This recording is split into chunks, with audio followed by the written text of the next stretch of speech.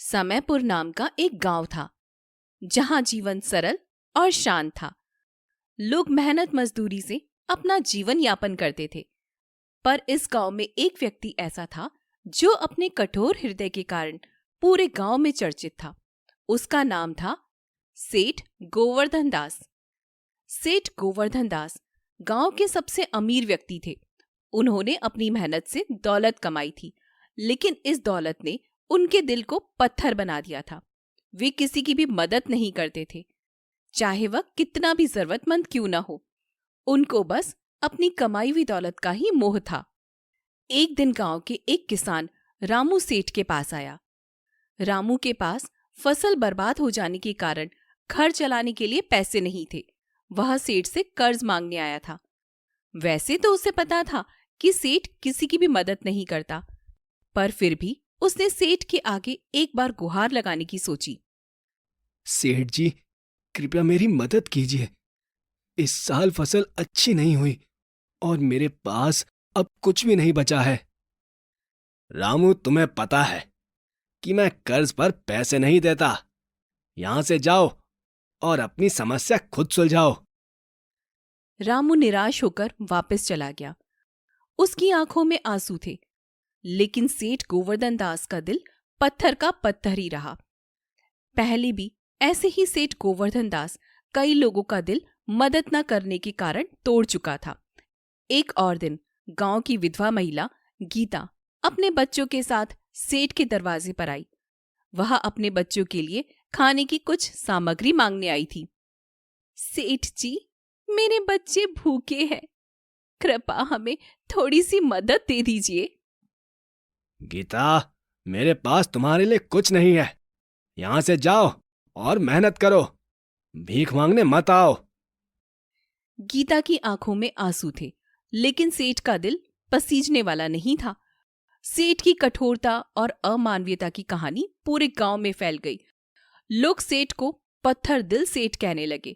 वे उसकी अमीरी से जलते नहीं थे, बल्कि उसकी निर्दयता से नफरत करते थे।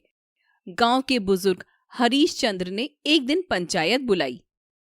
हम सभी जानते हैं कि सेठ गोवर्धन दास हमारे गांव के सबसे अमीर व्यक्ति हैं, लेकिन उनकी अमीरी का कोई फायदा नहीं अगर वे अपनी दौलत का उपयोग हमारे गांव के लोगों की भलाई के लिए नहीं कर सकते। गांव वाले उसकी बात से सहमत थे, लेकिन कोई भी सेठ से भिड़ने की हिम्मत नहीं कर पा रहा था। सबको डर था कि सेठ उनसे बदला ले सकता है। गोवर्धन दास की दौलत ही उसकी सबसे बड़ी ताकत थी। लोगों को भी ये यकीन था कि सेठ कुछ भी खरीद सकता है और कुछ भी कर सकता है। एक दिन गांव में एक शिक्षक राकेश का आगमन हुआ। राकेश एक सच्चे और नेकदिल व्यक्ति थे। उन्होंने गांव वालों की परेशानी को समझा और उनकी मदद करने का निर्णय लिया। राकेश ने सेठ से मिलने का फैसला किया। राकेश को पूरा भरोसा था कि वह सेठ गोवर्धन दास को अच्छे से समझा देंगे और उनको भी गांव की उन्नति के लिए काम करने को मन लगाने को कहेंगे। सेठ जी, मैं राकेश हूँ, गांव के विद्यालय का नया शिक्षक। मैंने सुना है कि आप इस गांव के सबसे अमीर व्यक्ति हैं।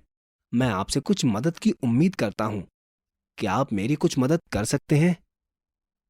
तुम इस गांव में नए हो, इसलिए शायद तुम्हें पता नहीं कि मैं किसी की मदद नहीं करता।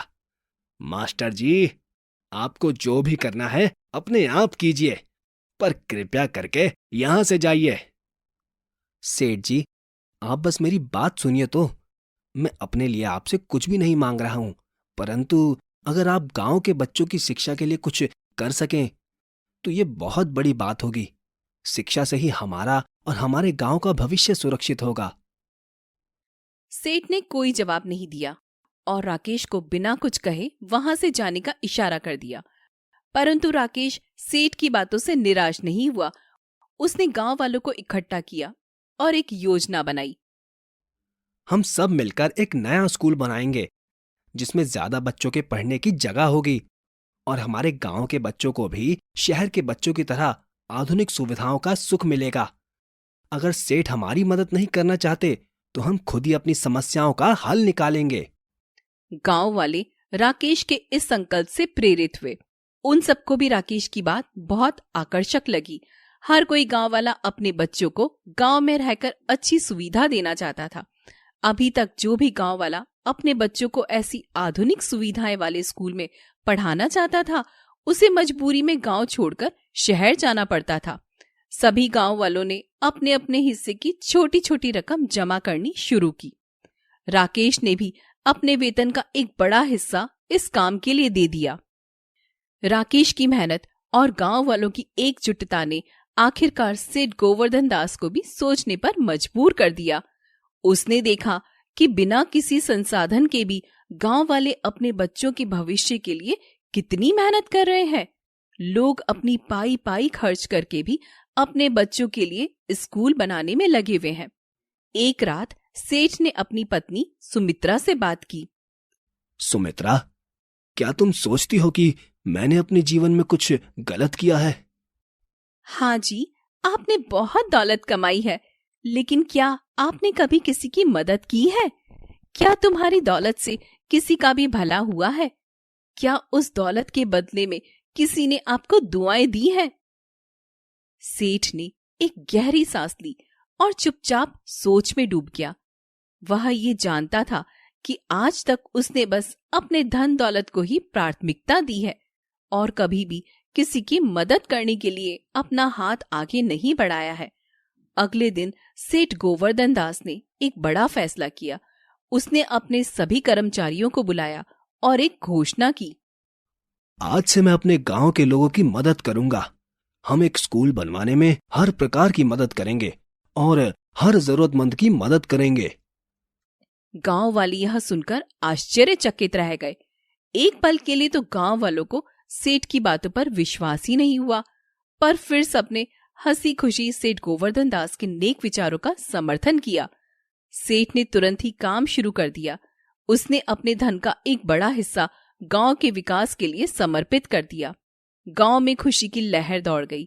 सेठ के इस परिवर्तन ने गांव के लोगों को एक नई उम्मीद दी।